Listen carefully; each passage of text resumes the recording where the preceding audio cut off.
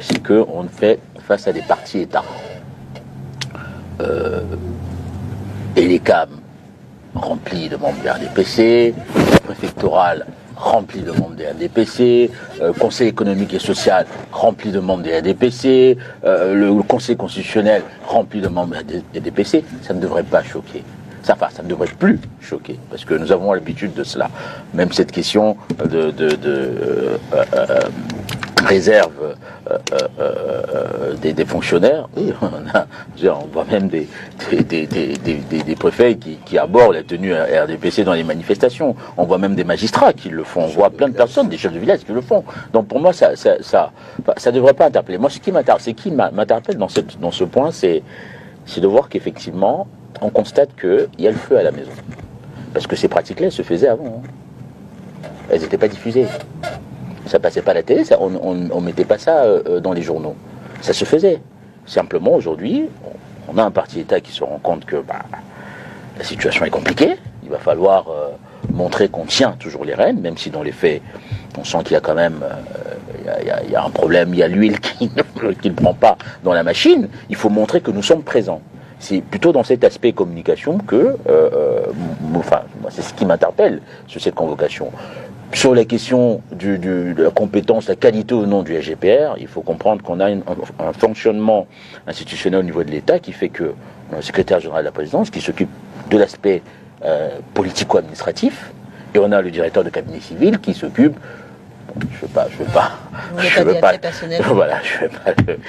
qui s'occupe de la cuisine du président de la République. Donc, pour moi, le secrétaire général de la présidence est dans son rôle, surtout qu'on a un président qui n'est plus en capacité, qui n'a plus les aptitudes nécessaires pour gérer ce truc-là. Quand bien même, on peut se poser la question de savoir si jamais il a eu à diriger une telle réunion. Je pense qu'il a toujours eu à déléguer. Donc pour moi, c'est un non-événement, cette convocation. Comment vous réagissez à ces consultations au Palais de l'Unité, maître? J'avoue que je suis très surpris par quoi que les consultations ou la démarche entreprise par le ministre d'État SGPR retient notre attention. Parce qu'en réalité, moi personnellement, je suis un opposant. Je ne m'intéresse pas à ce que le parti au pouvoir fait.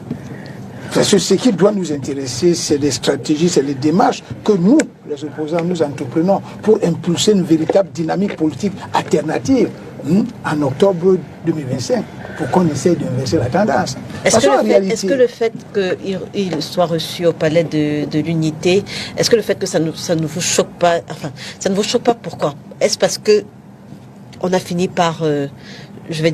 normaliser l'écart? Pourquoi est-ce que ça ne vous choque pas? Non, pour moi, il n'y a pas d'écart. Non, je suis très honnête là-dessus. Pour vous, il n'y a pas d'écart?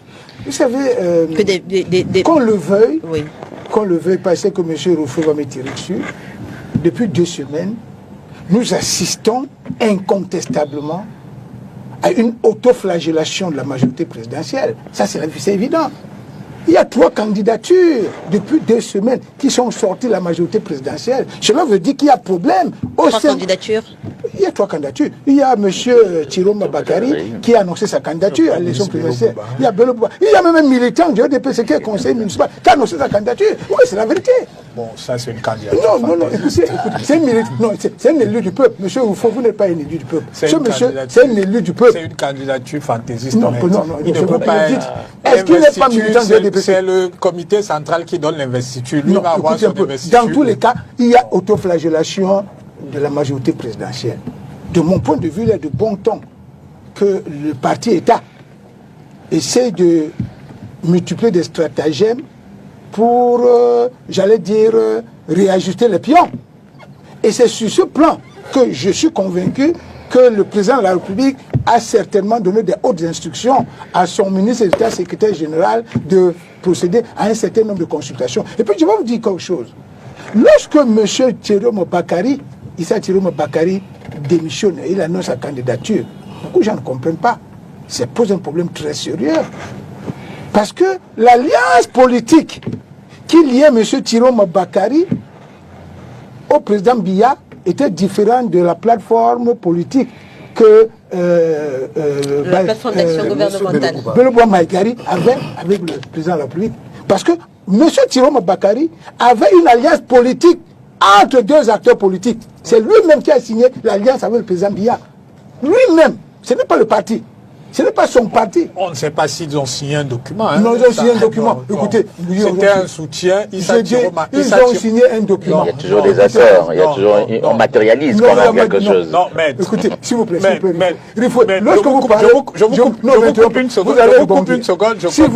Je conteste le fait qu'il y ait une alliance, formelle entre le président Biya et Issa Tiroma. Que cette alliance soit écrite ou non écrite, toujours est-il que c'était une alliance entre deux personnes. Vous comprenez? Aujourd'hui, que l'une des personnes, on appelle ça chez nous, je parle sous le contrôle de mon estimé confrère, on appelle ça chez nous un contrat synalagmatique, un contrat qui implique une réciprocité de droits et d'obligations. Il y avait une réciprocité de droits et d'obligations entre M. Issa Tiroma Bakary et le président Paul Biya. Aujourd'hui, donc, Tiroma Bakary décide de résilier son engagement contractuel ou bien sa relation contractuelle. Parce que dit-il, il n'a plus accès à son allié politique. Tout à fait. Il est de bon ton que son co-contractant trouve des stratagèmes pour essayer de s'assurer qu'il maîtrise encore la situation dans cette région. C'est pour ça que, justement, il a certainement donné de hautes instructions à son ministre d'État de discuter, d'échanger avec les forces vives de cette région pour voir s'il maîtrise encore la situation. Si ce n'est pas le cas, qu'il trouve, j'allais dire, des stratégies nécessaires pour repositionner les pions. C'est de ça qu'il s'agit. De notre point de vue, c'est pas intéressant, ça ne nous intéresse pas. D'accord. Ça ne va pas nous ça ne doit pas nous intéresser. Si tu permets, j'ai dit que le point ne m'intéresse pas, mais les interventions des deux avocats sur le plateau m'intriguent. Parce que j'ai la faiblesse de croire qu'ils sont en train de se laisser prendre par le piège du RDPC. La lecture que nous avons de cette situation est qu'il n'y a pas péril en la demeure. Il n'y a aucun problème au sein du RDPC, ni au sein de la majorité présidentielle. Justement, la théâtralisation de ces rencontres au SGPR nous laisse croire qu'on veut nous faire croire qu'il y a péril en la demeure alors qu'il n'y a rien. C'est pour cela que je vous dis, de notre point de vue, ce n'est pas intéressant. Parce que ce que Tiroma et Bello font, nous considérons, nous autres, que c'est une instruction claire de M. Biya. C'est ce qu'ils font là. Pour nous, ce n'est pas une défection, ce n'est pas une démission. Et vous verrez, lorsque la candidature du RDPC sera mise sur le plateau, ces deux individus reviendront vous dire que, bon, après réflexion, après renégociation, nous revenons à la maison et nous allons... Vous en êtes certain, Damien Macron, qu'est-ce qui vous fait dire ça? Pourquoi est-ce que vous pensez que c'est la première fois que le SGPR reçoit des gens pour consultation à la présidence de la République? Vous pensez? Ce n'est pas la première fois. Pourquoi cette fois-ci? C'est en Mondo Vision qu'ils le font.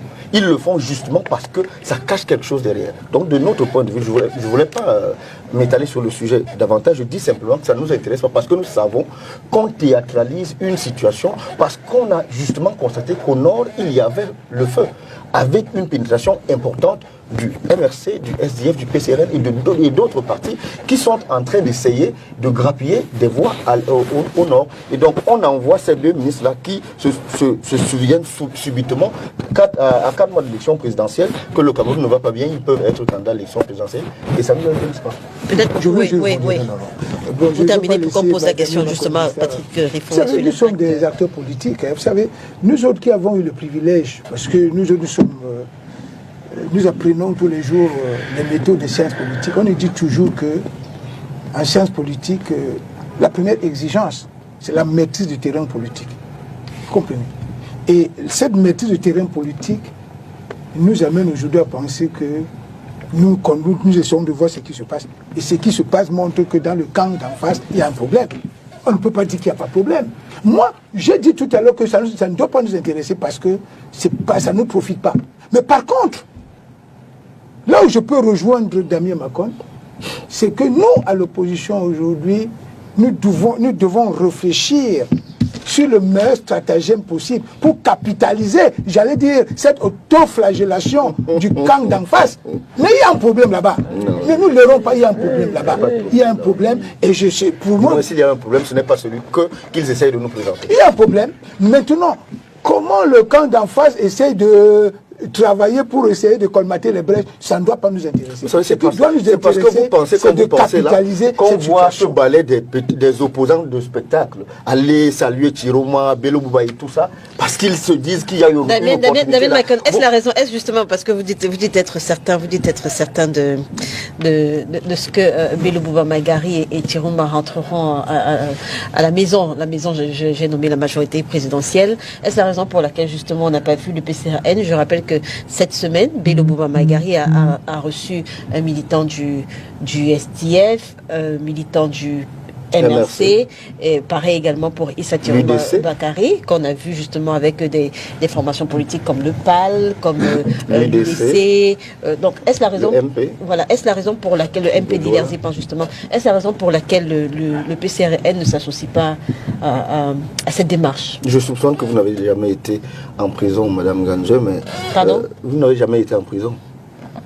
Mais ceux qui ont fait un tour savent que lorsque vous y arrivez, vous faites allégeance à ce que vous y avez trouvé. Vous n'avez pas compris. Monsieur Issa Tiroma Bakari et Monsieur Bello Bouba Maïgari sont comme des personnes qui étaient en liberté, qui nous retrouvent en prison. Ils doivent venir faire allégeance. Si vous attendez que le PCRN aille faire allégeance à des gens qui étaient hier au paradis, nous retrouvent en enfer, je rappelle qu'en 92, l'UNDP existait déjà et que l'UNDP était dans l'opposition, en 92. Je vous répète que lorsque vous arrivez en prison, vous faites allégeance au maître que vous trouvez en prison. En gros, le PCRN attend que l'UNDP et le FSNC viennent.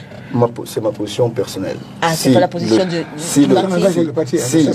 Mais je rappelle également que vous représentez... Si le président du PCRN, dont je suis le deuxième porte-parole, me demande mon avis pour aller voir Bello Bouba Maïgari ou Issa Tiroma Bakari, j'utiliserai exactement l'image que je viens d'utiliser en lui disant que Issa Tiroma Bakari et Bello Bouba Maïgari nous ont trouvés en prison, ils n'ont qu'à venir faire allégeance et on avance. Patrick Rifo, quel est l'impact de l'annonce de ces deux candidatures, Issa Tiroma Bakari et Bello Bouba Maïgari, sur la sérénité dans votre parti à quelques jours seulement de la convocation du corps électoral? Madame Léla, les propos sur ce plateau montrent bien que l'annonce de ces candidatures pose plutôt un problème au sein de l'opposition. Ce n'est pas dans la majorité que ça fait problème. Vous voyez bien qu'il y a des voix divergentes, c'est-à-dire qu'il y en a qui accueillent, qui considèrent que tout le monde est le bienvenu dans l'opposition. Mais par exemple, Damien considère que ces deux-là sont malvenus. Non, je n'ai pas dit qu'ils sont malvenus. J'ai dit qu'ils sont les bienvenus pour autant qu'ils prennent la place qu'ils méritent. Non. Damien, s'il faut évaluer le poids politique d'un parti comme l'UNDP et celui du PCRN aujourd'hui, qui pèse plus? Je réitère ce que j'ai... On ne va pas faire cette évaluation sur cette base-là. Je réitère ce que j'ai dit. Pourquoi? Parce que il y a une question sous-jacente à cette démission-là. C'est que ça rebat les cadres. C'est-à-dire que quand vous avez deux personnalités comme ça qui arrivent, ça rebat les cadres. La première question, c'est qui est désormais le leader d'opposition? C'est ça la question qu'il faut se poser. Pourquoi cette question est importante? Parce qu'à partir du moment où on répond d'une certaine façon à cette question, les possibilités d'alliance et donc d'allégeance dont parle Damien se font naturellement autour de la figure proéminente. Vous êtes communicant politique, vous êtes un expert en communication politique, d'accord? Vous-même savez ce qu'on appelle opposition. L'opposition, c'est l'ensemble des acteurs politiques qui n'exercent pas le pouvoir. Je n'ai pas terminé. M. Bello Bouba Maïgari et M. Issa Tiroma Bakari ont exercé le pouvoir. Oui. Ils ont exercé le pouvoir pendant 7 ans de mandat et à 4 mois de la fin de ce mandat, ils considèrent qu'ils ne peuvent plus l'exercer. En quoi cela devrait intéresser le politique? Non, mais ils sont passés à l'opposition. D'ailleurs, Bello Bouba, il a exercé le pouvoir pendant 28 ans. C'est-à-dire, ça fait quand même 4 septennats. Issa Tiroma, c'est une vingtaine d'années. Mais ça ne change rien au fait qu'ils sont passés à l'opposition. Et quand vous avez quand même Bello Bouba... Je rappelle que l'une de ses vice-présidentes a refusé de démissionner en précisant qu'elle n'était pas... Lui-même n'a pas rompu son alliance. En précisant qu'elle n'était pas d'accord avec... qu'elle n'avait pas été consultée, voilà. Bon, il faut faire attention. Monsieur Bello Bouba est un haut commis de l'État. Il était déjà secrétaire général adjoint de la présidence de la République en 1982. Donc il a un certain sens de l'État. Il n'a pas démissionné de manière théâtrale comme M. Issa Chiroma Bakary, qui a abandonné son poste et qui s'est retrouvé à Garoua. Quand vous démissionnez d'une fonction comme celle-là, d'une fonction de directeur général, et ainsi de suite, vous expédiez les affaires courantes jusqu'à ce que soit pourvu à votre remplacement. C'est pour ça qu'il continue. Ce n'est pas juste. Non, c'est le... Vous vous rendez compte quand même que vous confirmez le propos qu'il est en train de dire. On a des gens qui vont faire de l'entrisme dans l'opposition pour revenir après à la maison. Ce n'est pas de l'entrisme, c'est de la responsabilité. Même quand vous démissionnez, vous expédiez les affaires courantes. Madame Léla, vous pouvez démissionner. Quand vous déposez sa lettre de démission 2 jours avant d'aller au Nord. Donc vous ne pouvez pas dire ce que mais je dis, quand vous démissionnez, vous continuez à expédier les affaires courantes jusqu'à ce que soit pourvu à votre remplacement. C'est ça qu'on appelle la responsabilité. Vous ne démissionnez pas et puis vous restez chez vous. Non, ça c'est de l'abandon de poste. Et ça prouve que vous n'êtes pas apte aux fonctions auxquelles vous prétendez. En réalité, Bello Bouba a choisi de le faire dans les formes. Donc il attend que soit pourvu à son remplacement avant de pouvoir prendre ses quartiers chez lui. Toujours est-il que, et je maintiens ma position, le mistigri est au sein de l'opposition, où il y a des divergences parce que beaucoup ne considèrent pas, beaucoup refusent de considérer Bello Bouba comme le leader de fait. Parce que quand vous gérez 17 communes, quand vous avez 7 députés, quand vous gérez une région, une communauté urbaine, sur le plan quantitatif, vous êtes de fait le chef de l'opposition. Et ensuite, quand vous avez son passé et aussi son passif, il a quand même fait 19% en 1992. Personne n'a fait mieux en dehors de ni John Frundi. Vous avez une certaine carrure et une expérience qui font de vous une personnalité prééminente. Donc, la question aujourd'hui est celle de savoir si les opposants vont aller se coucher à Garoua et lui faire allégeance pour qu'il devienne notre challenger.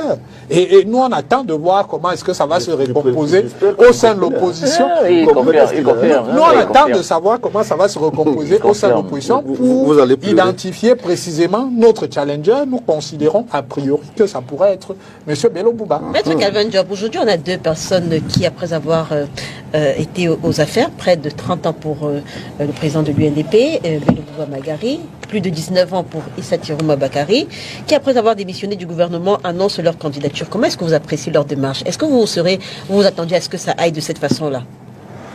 Non. Qu'ils annoncent leur candidature après avoir démissionné. Il y a clairement une question de cohérence politique, en fait, et même d'image au sein de la population.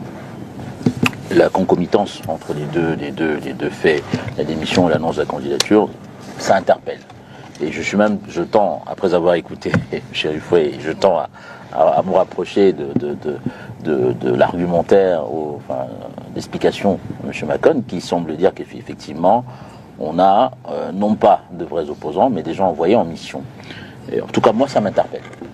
Ça m'interpelle. Parce que, effectivement, ça a été dit, des personnes qui ont exercé de hautes fonctions, qui, à la veille d'une élection majeure, d'une élection importante pour le pays, décident de faire cette démarche. C'est clair que ça ne peut qu'interpeller tout citoyen, et il faudrait regarder cette affaire-là de très très très près. Alors, Maître Simon-Serge Kaka, comment comprendre la réaction de l'opposition face à ces démissions de Issa Chiroma Bakary et Bello Bouba Magari? On le constate, certains les accueillent les bras ouverts. On a entendu votre discours tout à l'heure. D'autres, par contre, sont un peu plus réticents, comme Damien Macon. Oui, mais c'est normal. Vous savez, ce genre de situation n'a jamais fait d'unanimité, dans une opposition bien structurée. D'ailleurs, je vais vous dire quelque chose. Lorsque M. Issa Chiroma Bakary a démissionné, j'avais pratiquement la même lecture que M. Damien Macon. Oui. Vous savez, en sciences politiques, lorsqu'on traite, lorsqu'on étudie ce qu'on appelle les alliances politiques, lorsqu'il y a un parti d'opposition s'allie au parti au pouvoir, ce parti opposition adopte généralement 2 postures qui sont alternatives. Soit ils adoptent ce qu'on appelle la posture collaborationniste endogène. Ça veut dire qu'ils entrent carrément dans le ventre du parti au pouvoir. Ils pensent comme le parti au pouvoir. C'est ce que les Bello faisaient. C'est ce que les Chiroma faisaient. On avait l'impression que chaque fois qu'il y avait même une élection, tu vois, les militants de l'UNDP ou bien le président de l'UNDP se mettaient avec le président du RDPC pour dire la même chose. C'est-à-dire qu'il y avait difficilement une divergence entre le discours de l'UNDP et le discours du RDPC. Peut-être dans le cas de l'UNDP, ça se comprenait, puisqu'ils avaient une alliance, c'était comme la plateforme d'action gouvernementale. Tu comprends. Bon, maintenant, il y a également une autre possibilité. Ça peut être ce qu'on appelle une posture collaborationnelle exogène. Ça veut dire qu'en fait, on vous envoie, c'est-à-dire que chacun est sur le terrain. Vous annoncez même vos candidatures. Mais à la fin, vous vous retrouvez. Donc, moi, j'avais cette lecture. J'avais l'impression que c'est le RDPC qui certainement... Qu'est-ce qui a fait que vous changez de lecture?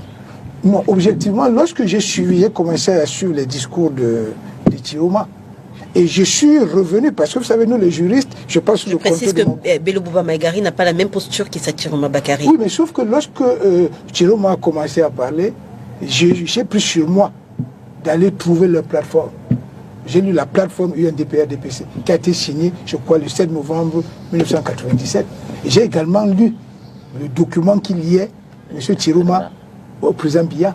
C'est là que j'ai compris qu'en réalité, les deux n'étaient pas dans la même posture. D'un côté, c'était un contrat de parti à parti. L'autre, c'était un contrat d'acteurs entre les acteurs politiques. Et j'ai compris effectivement que justement, lorsque vous voyez M. Tiroma, il s'est senti frustré dans l'exécution de son accord avec Podia, qu'il ne parvenait même plus à rencontrer. Il ne parvenait plus à rencontrer. Par après 10 ans, il n'avait plus d'interlocuteur. Il s'est rendu compte qu'il est dans une espèce d'entourloupe qui l'oblige à partir. Et de là, ça peut lui donner les ailes, ça peut lui donner sa liberté, ça peut lui donner la possibilité de penser à voler de ses propres ailes. Moi, je pense que c'est à ce moment que j'ai changé de position. Et maintenant, moi, je continue à dire que moi, je ne m'intéresse pas au stratagème, à la stratégie, aux démarches que le RDPC va faire pour essayer, j'allais dire, d'arrondir les bords. Moi, je m'interroge sur la posture que l'ensemble de l'opposition doit adopter pour capitaliser cette situation. C'est ma position. Ça, c'est ma position. Et je continue à dire, contrairement à ce que dit Damien, on ne peut pas dire que non, ces gens ne sont pas bienvenus chez nous. Vous savez, lorsque vous voulez gagner un match, on ne lésine pas sur les moyens, hein, vous comprenez? Parce que gagner un match de cette envergure, il faut jouer en équipe. Et c'est justement parce que notre opposition n'a jamais véritablement joué en équipe qu'on a toujours perdu. Et j'ai la conviction que l'occasion nous est donnée de trouver les moyens, de trouver des stratagèmes pour impulser une véritable dynamique fusionnelle.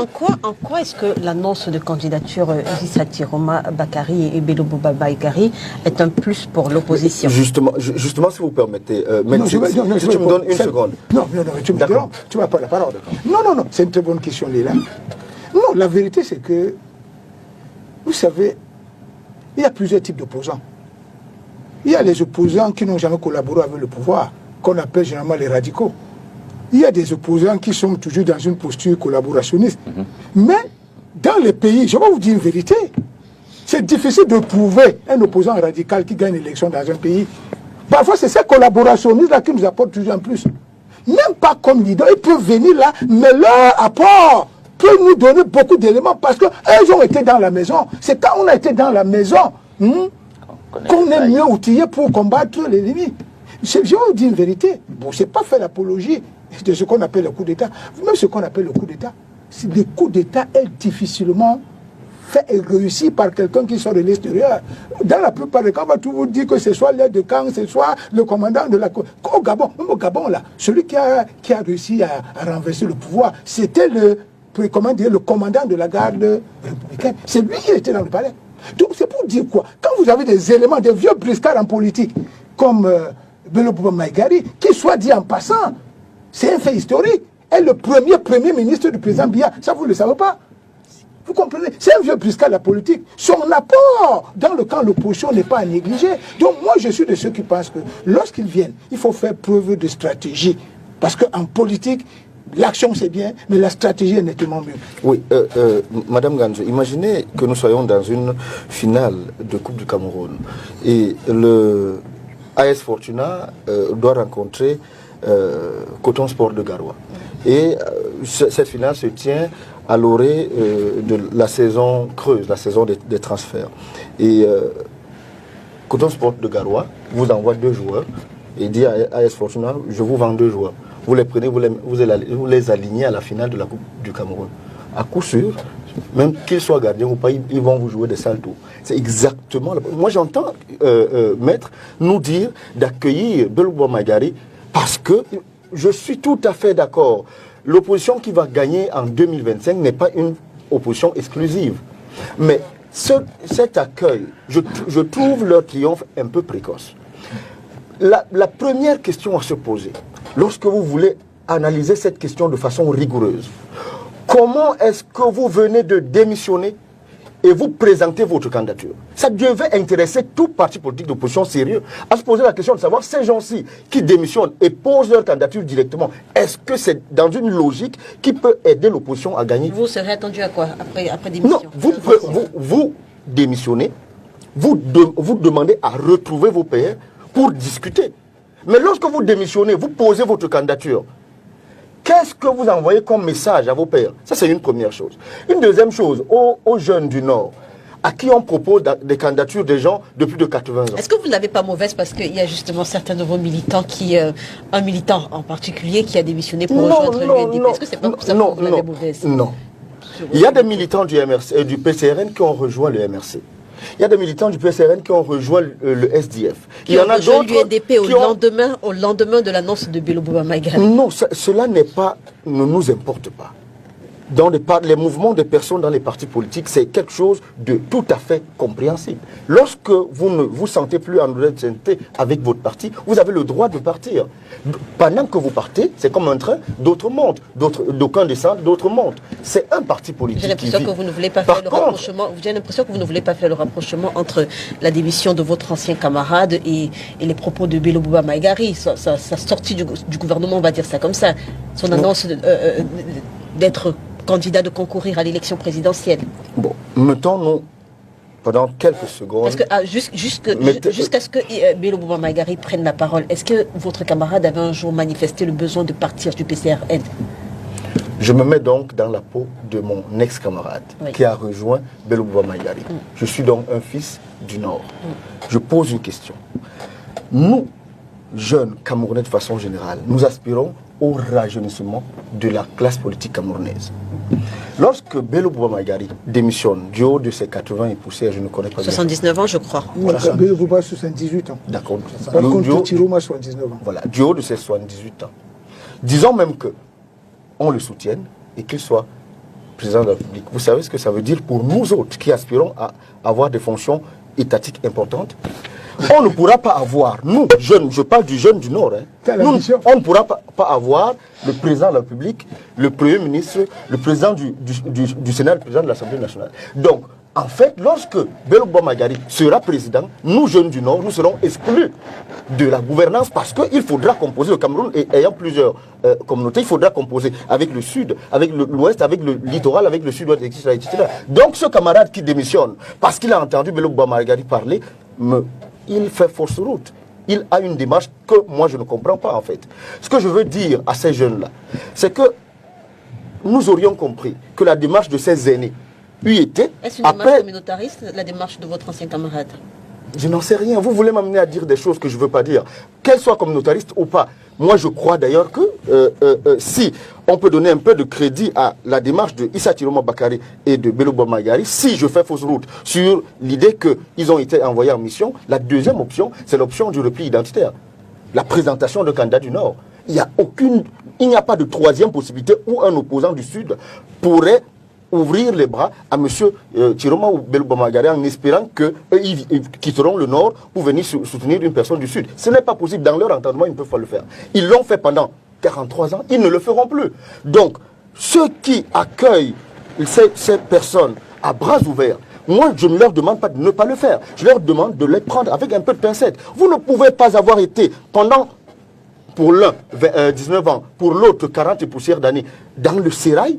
Et le jour même que vous démissionnez 4 mois avant une élection présidentielle, on vous accueille en triomphe, en considérant, et le docteur Rifo vous dit que vous devez les accueillir en vous rappelant qu'ils sont leaders de l'opposition du point de vue du nombre de leurs élus. Moi, ça me pose un problème. Je termine donc en vous disant, que ce soit pour le PCRN ou pour les autres partis d'opposition qui sont allés saluer et faire un peu de spectacle pour qu'on voit que Bandaka, non pas Bana, je sais pas, il s'appelle MPLA, le président Zipan, j'ai vu Tomaino, c'est leur droit.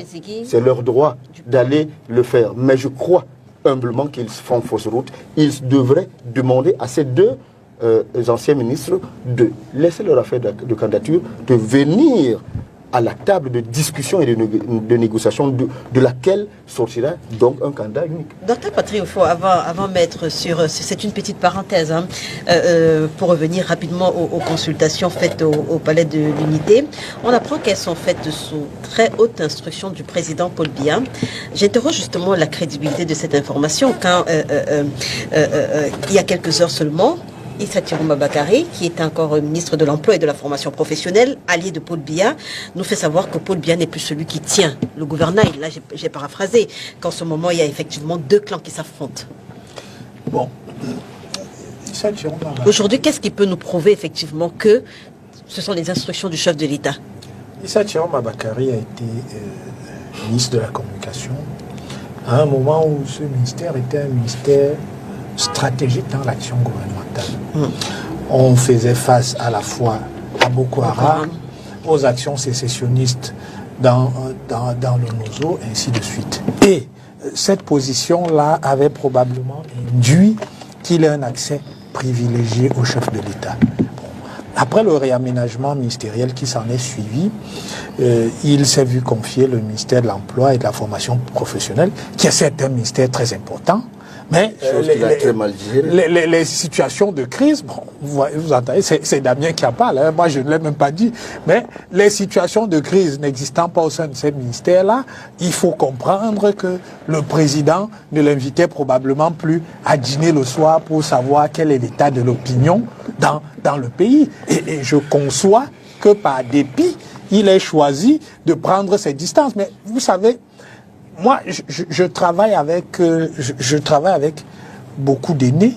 Et ce que je sais, c'est que quand vous avez un patron, vous pouvez solliciter de le rencontrer, mais c'est lui qui a la main. C'est-à-dire, c'est lui qui accède à votre sollicitation. Ce n'est pas parce que vous dites 5 fois « je veux te rencontrer » qu'il accède à ta sollicitation 5 fois. S'il estime que dans son ordre de priorité, tout ce dont tu veux lui parler est d'un intérêt moindre, il va te conduire. On parle là d'un président et de ses ministres. Voilà, on parle malheureusement. Vous avez une conception bien camerounaise de la gouvernance. Non. À quel moment, Dr. Patrick, à quel moment est-ce que le président de la République rencontre ses ministres camerounais? Non, aucun. Écoutez, le président de la République rencontre le Premier ministre tous les mercredis. C'est le Premier ministre qui est le chef du gouvernement. Et c'est lui l'interface entre... Est-ce que la Constitution camerounaise prévoit des conseils de ministres?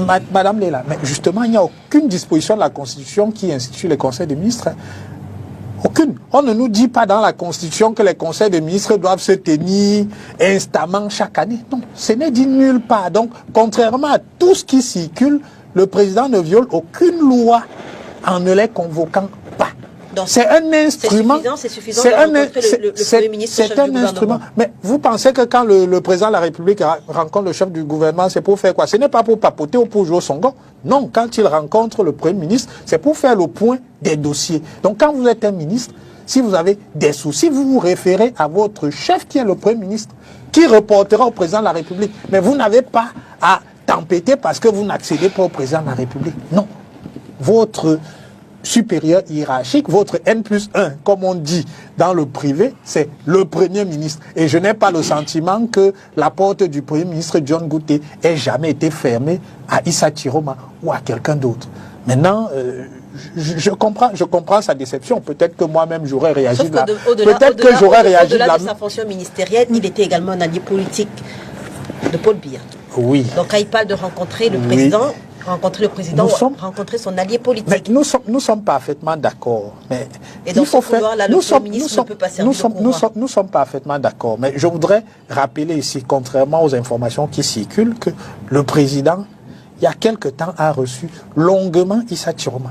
Je ne voudrais pas dire où. Donc, et je le mets au défi d'infirmer cette information-là. Donc, Mais si vous commencez à lui dire, dites totalement. Mais je dis que le président l'a reçu, mais justement, ce n'était pas dans le cadre gouvernemental. Parce que dans le cadre gouvernemental, il n'est pas un allié. Donc vous dites que le ministre ment, le ministre se trompe lorsqu'il dit le ministre se trompe et l'allié ne dit pas non plus la vérité.